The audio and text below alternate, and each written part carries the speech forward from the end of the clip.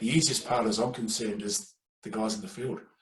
If we manage the projects properly during the pre-construction stages, have everything ready, permits, applications, stakeholder management's under control, EPA's under control, your procurement, all is what our field workers have to do is work safely, deliver a quality product, complete your ITPs, plan your next day, close off your day, and move on to the next phase of the project. Because the real work really kicks in again after the construction, is collating all that data. It's preparing the documentation for the client, signing off the ITPs, closing out permits, dilapidation reports, you name it, all that before and after is all instrumental to closing off a project, completing your milestones, getting your progress claims, and continuing on to the next phase of the project.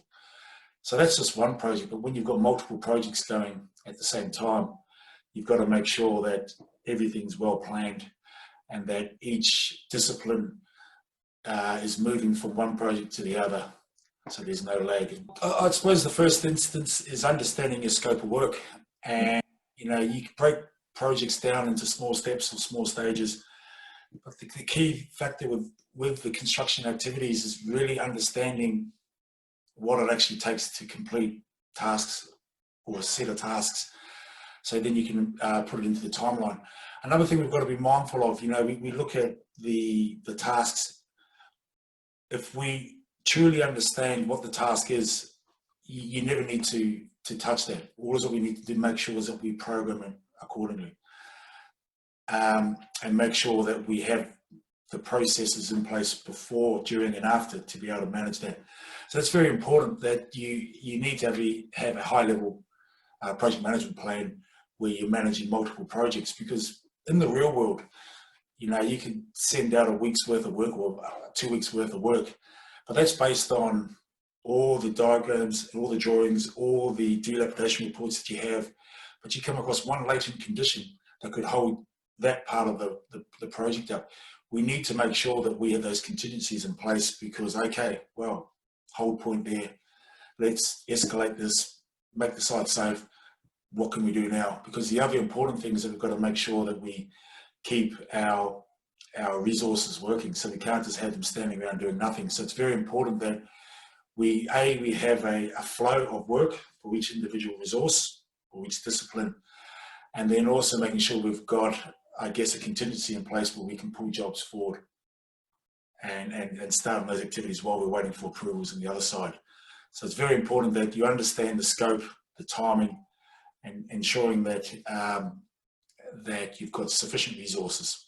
One of our customers has a fantastic model that they utilize a team in the Philippines, and if anything, they taught us how to do handovers, because they are so strict on their process, and if there was something wrong, they got back to you straight away and advised you what was missing, because one little 5-cent item can hold up $100,000.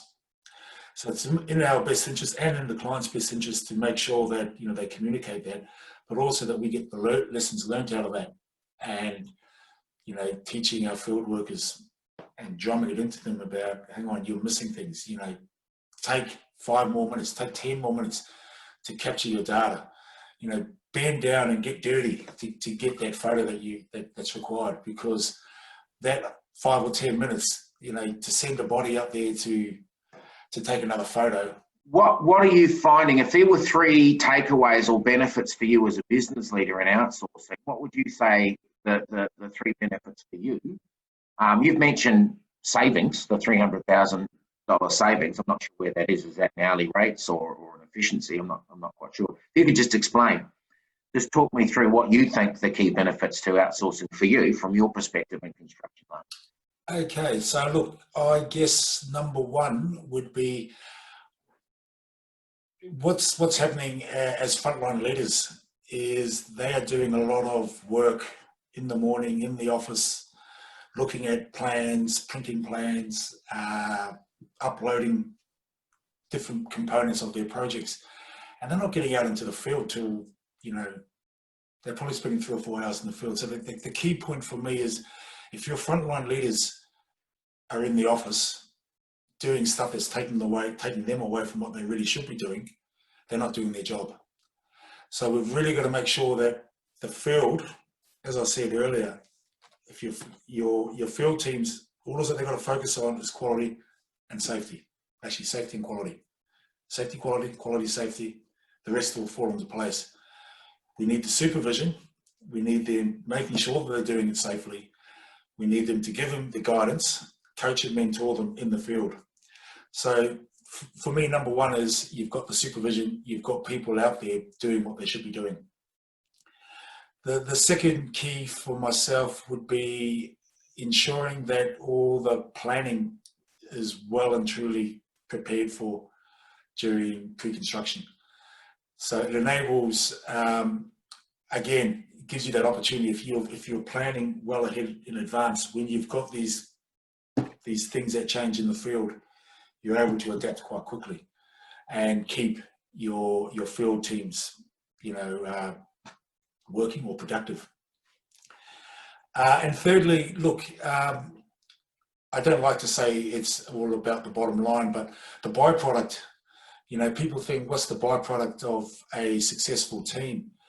And I suppose the end of it is we make a bit of money out of it, you know. So for me, it's about making sure things are in place so everybody actually enjoys what they're doing.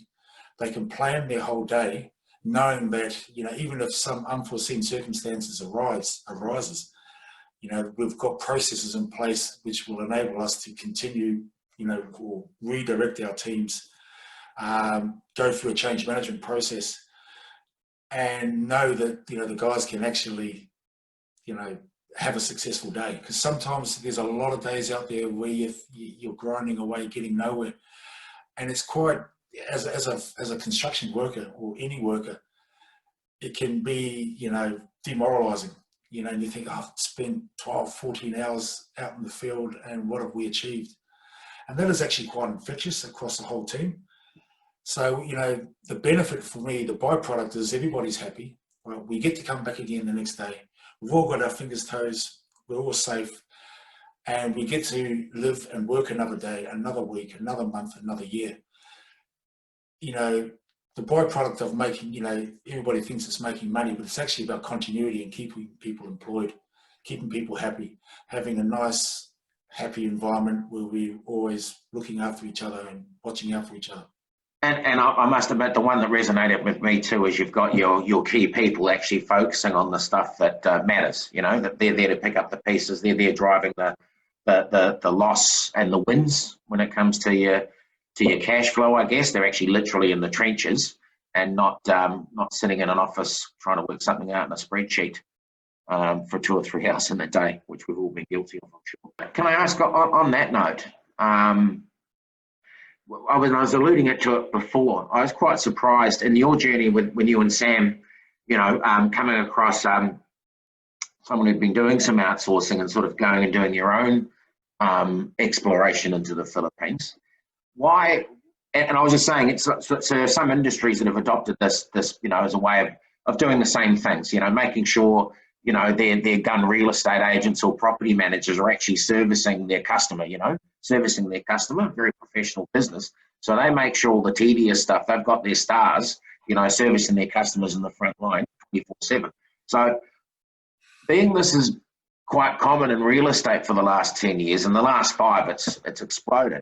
I'm very interested to hear, now there's the cultural stuff that you were alluding to before, but we've all known that for, you know, since Telstra started moving everything over about 10, 15 years ago. Why do you think in construction, it just seems to be like an industry that's been a late adopter to outsourcing versus many other industries? Why do you think that is?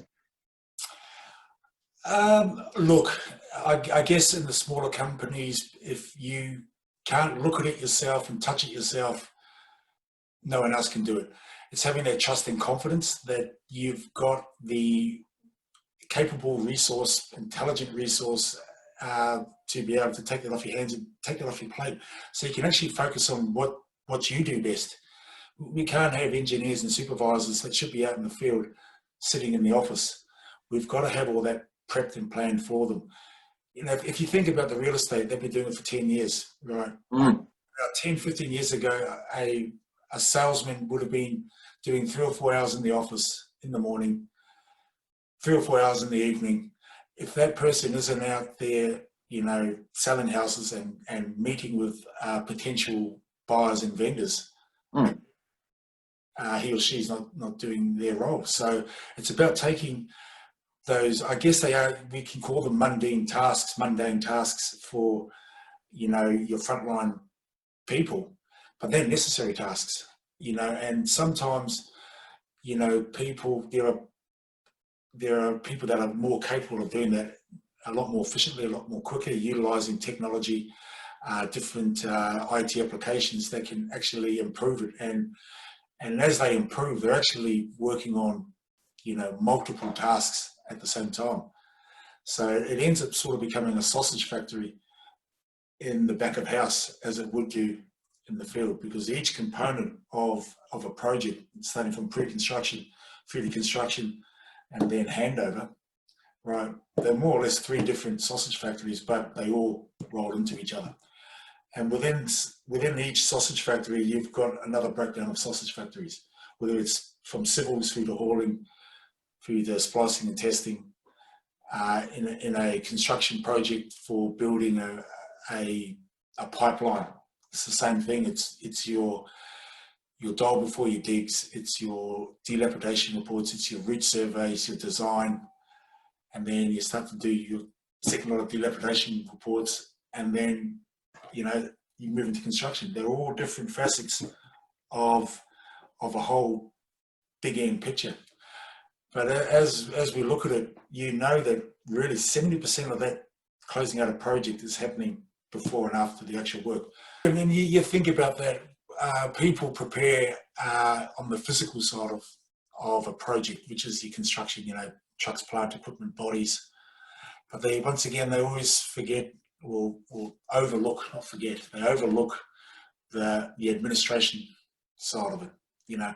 And preparing now for next year isn't about getting your bodies in place. It's about, you know, your resource plans, having those administrators that can guide you towards a proposed start date, you know. And all of that at the front end can be done quite easily with a resource at a central point, because a lot of it is data capture, a lot of it is permit applications, a lot of it is, you know, dealing with stakeholders or government stakeholders at all levels. That is what gets overlooked. So by the time you're ready to start and they're asking for certain correspondence or permits or something like that, you know, you're chasing tail. If you're chasing your tail on an administrative point of view, what's going to happen at the end, at the other side, when you're trying to get paid? So it's very important that your administration throughout the whole life cycle, right, is in place. And that way, as I've said earlier, all is what the field people have to do is focus on quality and safety. All right, do your job properly, follow procedures, give us the ITPs that we require, get it back every day, electronically, whatever format we need to, but that's the discipline that has to be followed. So it can then be followed again through the administration process. You know, a good foreman in the field will look at his project folder, and if he sees something missing, who's he going to call? He's going to call a project coordinator and go, "You're missing this, this, this, and this. I can't start."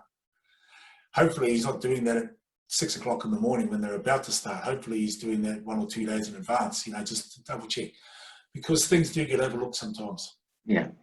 So, you know, you can't turn up on a job site at 6 o'clock and that's when you first look at your plans. You know, and that's no different to any field. You know, you've got a plan. It's not only the administration team that plans, it's everybody. Okay, everybody needs to know what they're doing, where their role is. You can't leave it for the last minute.